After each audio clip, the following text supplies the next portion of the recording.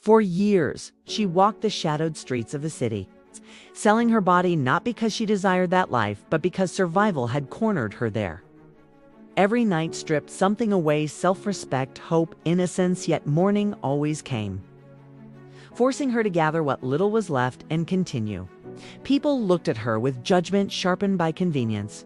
They saw labels, not layers; sin, not struggle; choice, not coercion.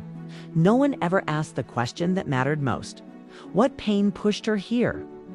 Behind her painted face lived a history of abandonment, hunger, betrayal, and broken promises.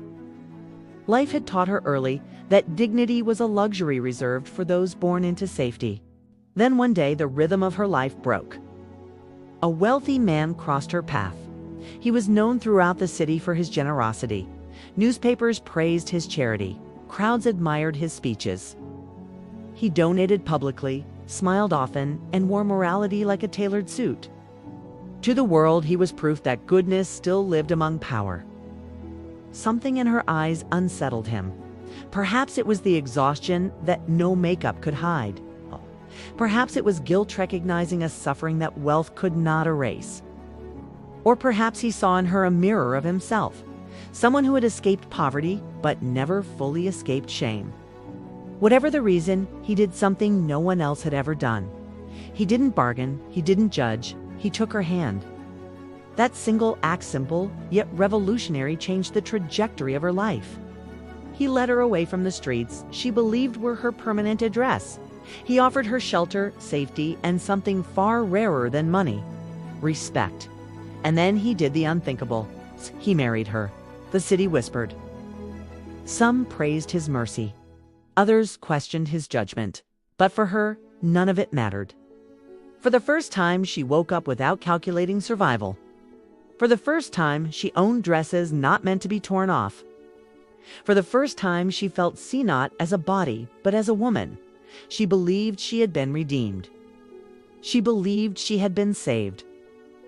But life has a cruel way of unveiling truths just when comfort feels secure. One morning, the city erupted.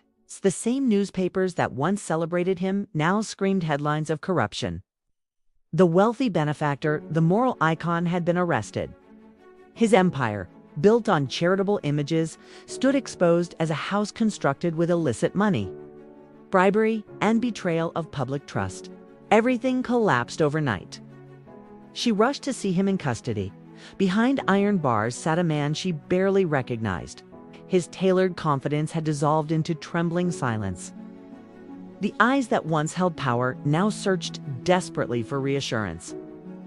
He looked at her, expecting anger, or tears, or abandonment. Instead, she stepped closer.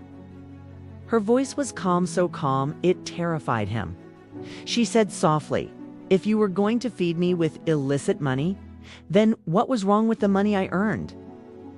The words sliced through the air, not shouted, not bitter, devastatingly honest. In that moment, the courtroom didn't matter. The charges didn't matter. The law didn't matter. The real verdict had already been delivered.